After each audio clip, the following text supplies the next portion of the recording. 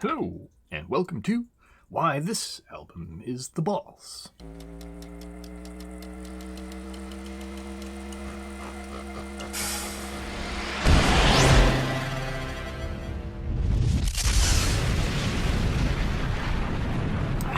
Alrighty, we're getting to Heritage. Now, this album is an interesting one because it's quite a bit different than any of the previous albums. Now, that could be attributed to Mr. Steve Wilson makes a comeback to be the mixer on this album, and not so much the producer. We also introduce a flute and a grand piano in with this album. This, however, will be the last for Mr. Weiberg. After this album, I guess they decided to have him move on. But we still have Mr. Axelrod, Mr. Mendez, and Mr. Akison. Still cranking along with the Opeth journey. Now, this particular album is, I gotta say, if this album came out in 1969 or 1970, this album would have been the most amazing album of the time. I think it would have competed well with Jethro Tull and Sabbath and maybe a little bit of Emerson, Lake and Palmer. I think with those three bands, this is the baby, right? If Sabbath and Jethro had a baby, this would have been it. It's just got some great 70s vibes, and the audio seems very analog. In that, I mean, it's very open and very every instrument has a lot of space to breathe, and you can just tell that the mixing and engineering in this particular album has, again, just greatly increased. Now, another cool thing about this album is the artwork. Really cool piece. It reminds me of that one up there, which is Alex Gray's version of Life and Death, Heaven and Hell, and that kind of thing. If you can see in this album, Mr. Weiberg, his head is falling out of the tree, which means he is no longer with the band. I thought that was a cool little tidbit of this album. Now, the first tune is Heritage. It's a nice little piano piece. It sets the mood kind of for the rest of the album. It's kind of somber, with some notes that are semi-uplifting. So it has a mixed bag of nice tones. There's also a stand-up bass, which I thought was really cool. It's a nice touch to add to those really open, deep bass notes.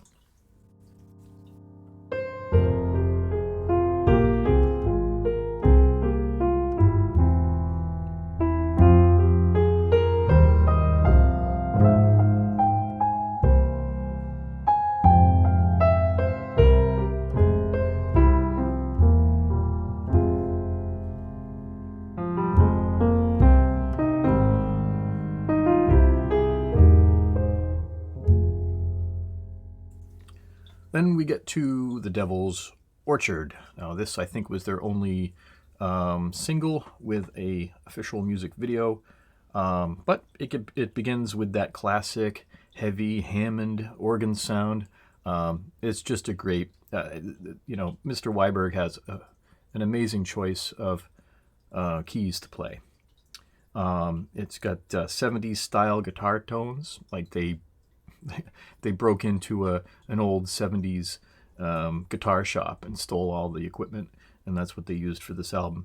Now, this particular tune also has some very complex chords and progressions, but it's easy on the ears.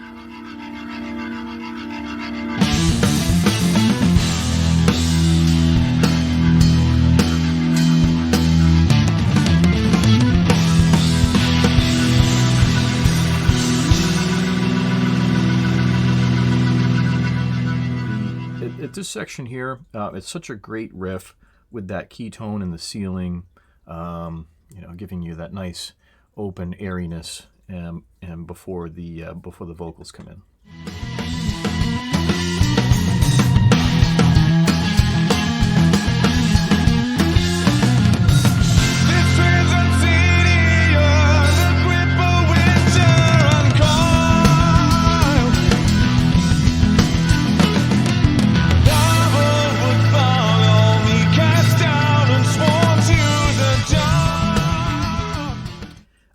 this part here, really cool vocal effect before singing "God is dead." I thought that was really such a great effect, and such a great line.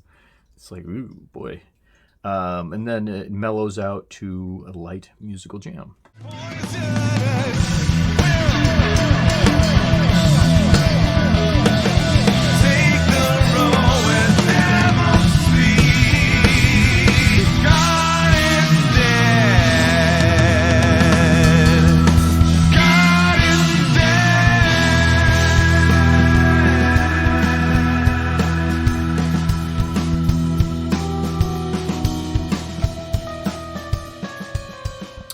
Now this section here changes pace with a nice drum and bass beat and vocals to get lost into. Let the blind search to find a pathway to the sun. Saw the signs intertwine, forgave me all my sins.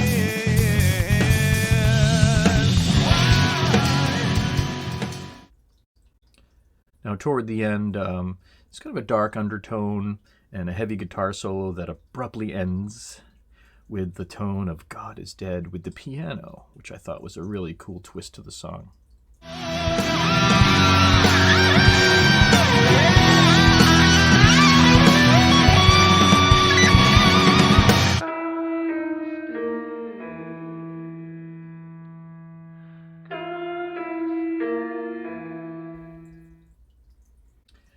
Next tune is "I Feel the Dark." It begins with a nice acoustic piece, and it's kind of the heartbeat of the song, but I thought this particular acoustic piece is just such a nice rhythm to kind of keep the flow of the song going, and it's kind of like it's just something that keeps the song together. I thought it's really such a nice acoustic-y style piece.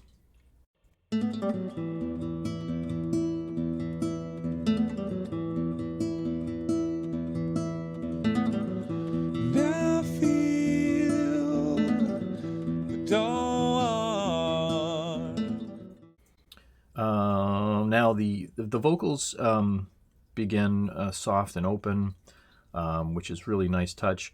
Then at this section here, it's kind of got a very Steve Wilson vibe, I think, and also these heavy bass lines and these keytones are such a nice touch.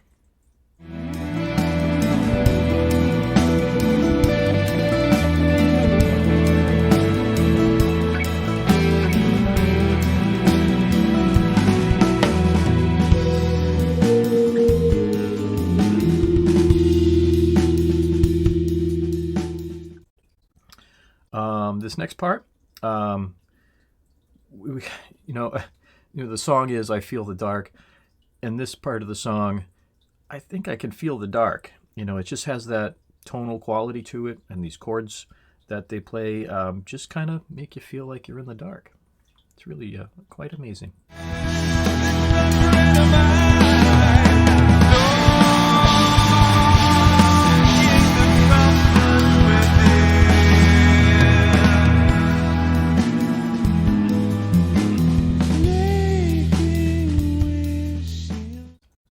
Now the song ends with the same acoustic chords from the beginning, with some added keytones, and just kind of leaving you in a nice, peaceful place.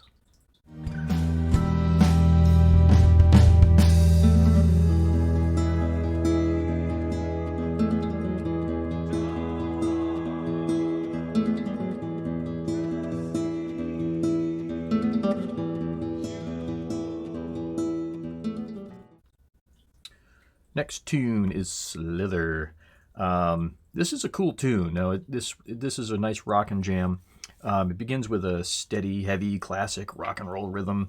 And at this section here, we just kind of slam into a nice kick-ass guitar solo.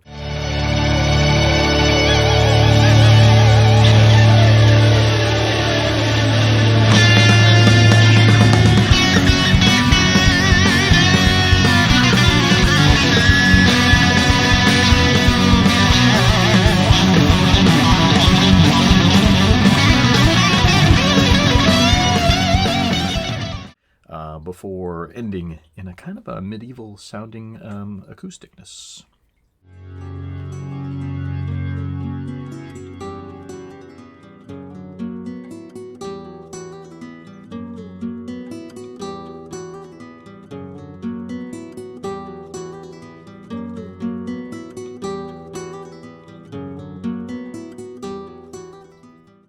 So it's a great tune. Reminds me a lot of some old classic songs that you would have heard from the 70s as they started getting more and more into rock and roll that was a little faster, a little heavier. So this, again, if this came out in the 70s, this would have been a number one hit. The fifth song is Nepenthe. The ending of Slither kind of gives way to this tune, keeping these soft and slow tones, melting you into a kind of meditative state, and soft vocals here. Slake a wish inside.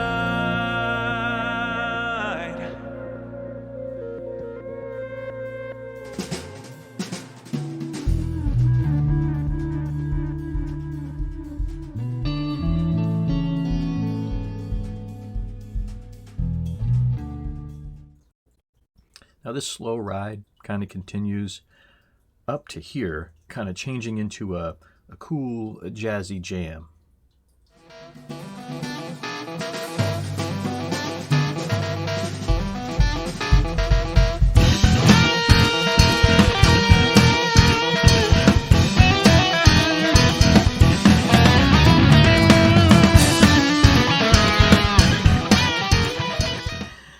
We fade back into the slow, dark groove, and then back to a guitar explosion, which is really cool.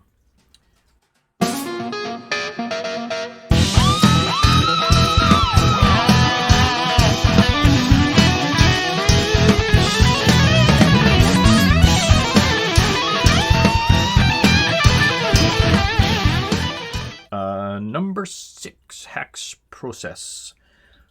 This entire song just kind of lifts me into the clouds.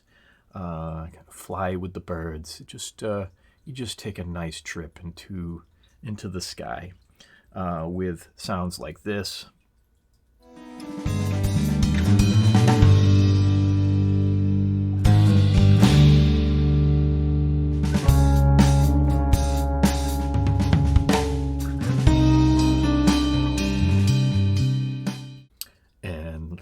And like this. Moon is riding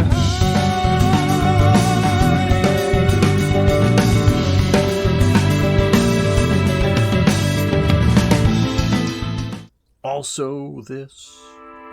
leading them to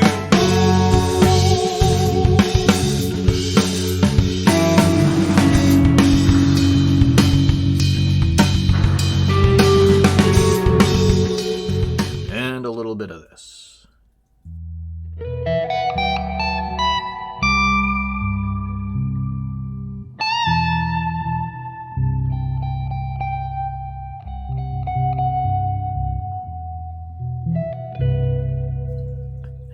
And then then the song just fades off into the distance. It's a great tune. Number 7 is Famine.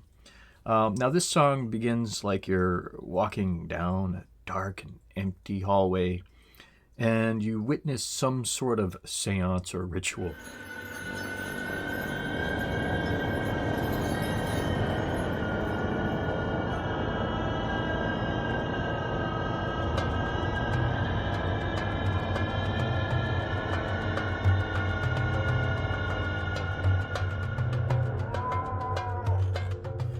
At this section here, these cold, soft vocals open up to a great guitar riff.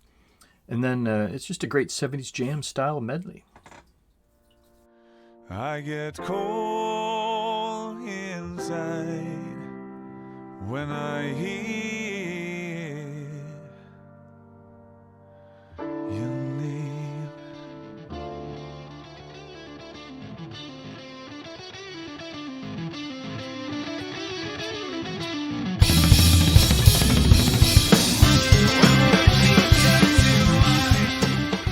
Now, in this section here, we get into this kind of Sabbath meets Tull groove. It's heavy and meaty and just, just reminds you of those nice 70s classic Jethro Tull songs.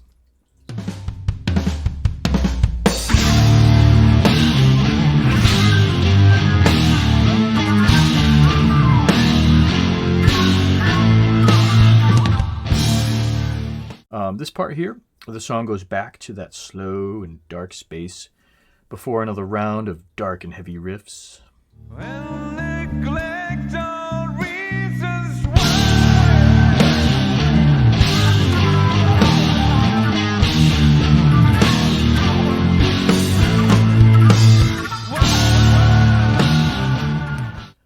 The song ends just as creepy as it started, which is really cool.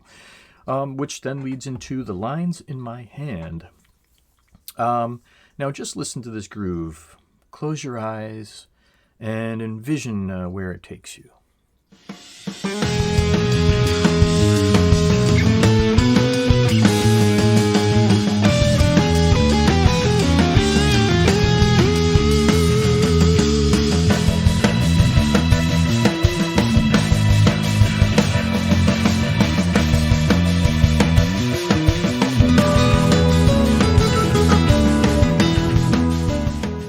Beautiful, isn't it? Now this part here, the pace kind of kicks up and jams on. This amazing beat, just rhythm, is just a great old tune. Funny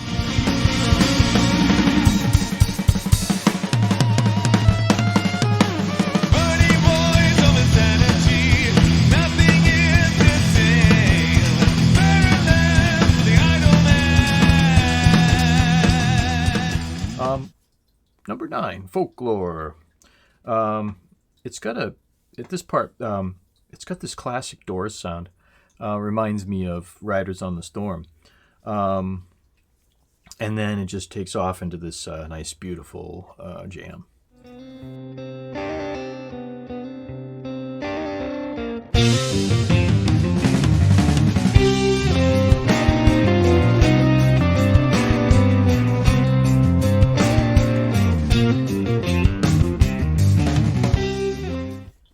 This part here, I thought this was such a great vocal effect and transition, which is, yeah.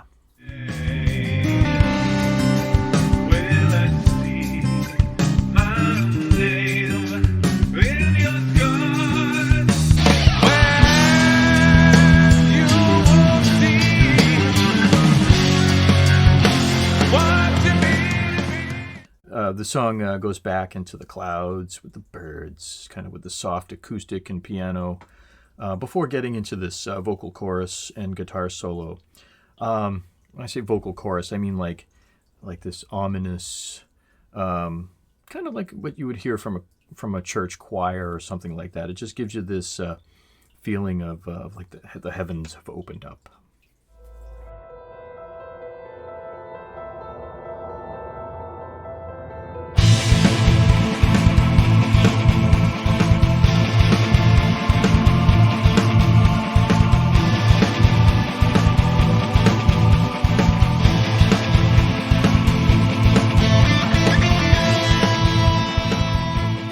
So now the album ends with number 10, Marrow of the Earth. So no super long songs in this album. They're all, I think, 6 minutes or under. This song, it continues this flying in the clouds feeling, kind of ending the album off, fading into the sunset. I just thought it was just a beautiful ending.